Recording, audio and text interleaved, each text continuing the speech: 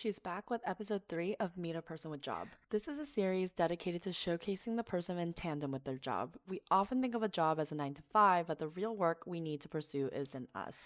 Work is an inevitable part of being, but how do we make it a part and not the whole of our identity? I'm starting with people in my immediate circle who are cool people doing cool things that help to break this illusion down. Here's episode 3. Okay, let's go meet Anuj. We're gonna go meet him at his home office. So let's go. Hey, how are you? Come on in. What are we gonna be talking about today? Welcome to my humble office. All things legal and how it works in this kind of current social media landscape, digital media, all of the fun stuff. Awesome. Yeah. Let's go. We checked out some of Anuj's home office decor, a mix of everything including past works from clients. Wow, what's this one? Tell me more about this one. Yeah, this is actually from one of my former partners when we started the first, this is my second law firm, so my first law firm. He got that to me as a gift, and it's the longitude and latitude of the day that we started the firm. Okay, let's get started. Welcome to episode 3. We're redoing this again, so if you saw the first one, it's okay. There's new stuff in this one. And I'm introducing to you Anuj Gupta. Hello. And just as a disclaimer, he is my lawyer. Quick intro as to why I'm here today. My name is Anuj Gupta. I am a tech and entertainment lawyer. I sit at this really fun intersection where I get to work with folks in entertainment and media and digital media.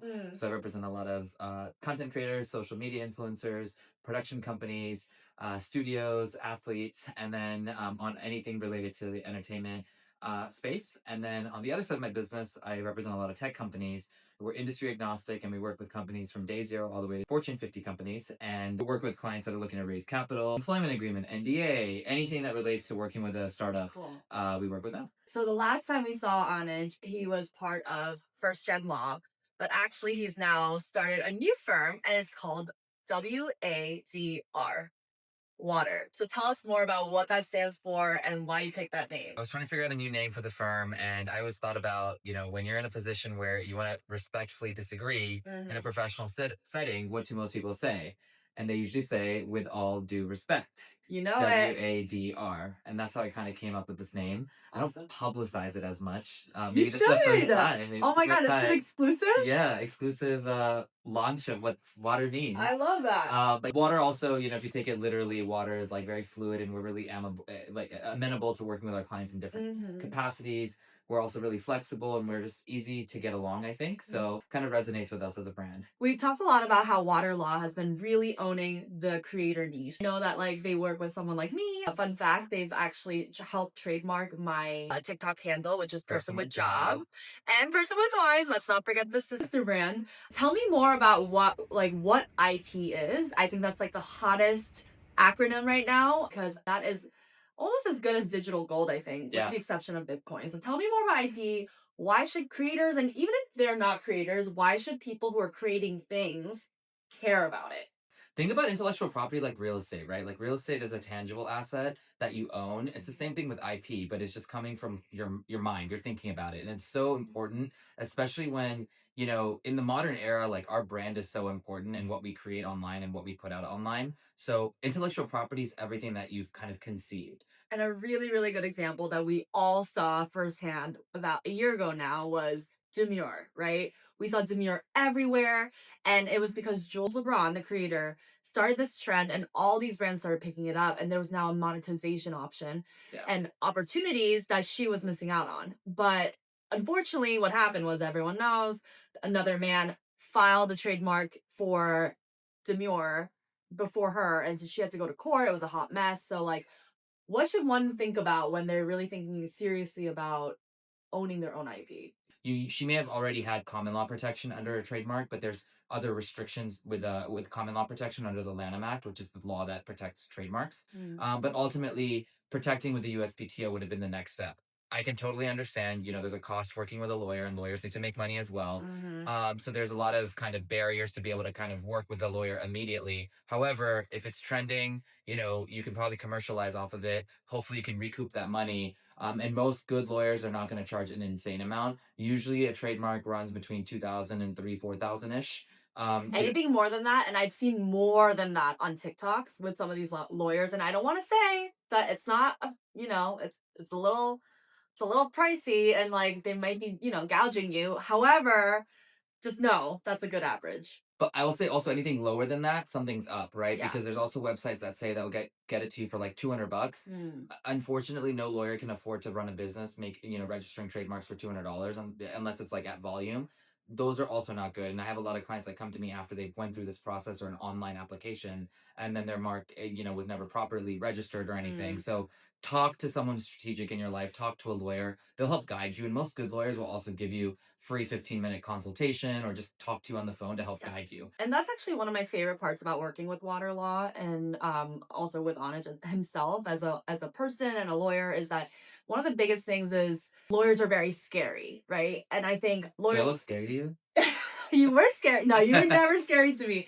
But he was always such an approachable, friendly, never made you feel stupid for not understanding contracts and terms. And so I think that's one of the biggest reasons why I wanted to work with you, and make sure like my business continue to stay with you, because I have a lot of faith and trust that they're really doing their due diligence and making sure that I, as a normal person, understand the implications of whatever I am signing or considering, right? Part of my role as a lawyer and like what my own internal reasonings have been is like I want to demystify working with a lawyer. Growing up, I was also scared of lawyers. I also I'd never talked to a lawyer in my life. So going into law school, understanding this whole space, and you see all these like white collar lawyers looking very kind of sharp, which I really enjoyed, but it was also like they were very scary, very expensive. And as soon as I went to law, as soon as I got my first job, I was like, no, I'm going to be the opposite of that. I don't want people to be scared of me. I want to be able to be approachable. So my first job working when I first met you hey, let's figure out a way where I can become friends with my clients in-house. And then if they're comfortable talking to me as a friend, they're going to certainly be comfortable telling their legal issues, and then talking to them about me and bringing me up front and early on versus when the issue's already occurred and then I come in later on. Right. And that's always a problem for a lawyer because lawyers always want to be proactive. And if you bring us on after the issues occurred, then we're just kind of cleaning up a mess. We want to be there up front guiding you and being a strategic resource and partner. I think a lot of people don't think about legal that way. I think it's more about like, oh, I'm in trouble. Now what do? I need to get a lawyer. And it costs more money ultimately at the end of the day, right? If you brought us on early, there's an upfront cost now. However, it's always going to be cheaper than if you bring us on later. Yeah, you haven't paid for a while because you just didn't hire a lawyer, but ultimately it's going to cost us more to fix that problem for you. Yeah. And I also love the fact that you're a small shop, you're a small business. I also think that people think about lawyers as these like, so you're going to get like Better Call Saul or like a big corporate scary law firm. I like that you guys are boutique and you really have this niche. And also, not only do they do that niche, that's what they're good at, but they also have other things to do, like legitimate, like other law stuff that they do. I like being this boutique kind of space where we focus and specialize in a specific area of law and we can really provide tailored guidance. We've expanded as our team has grown, but I really want to kind of stick to what my original vision was.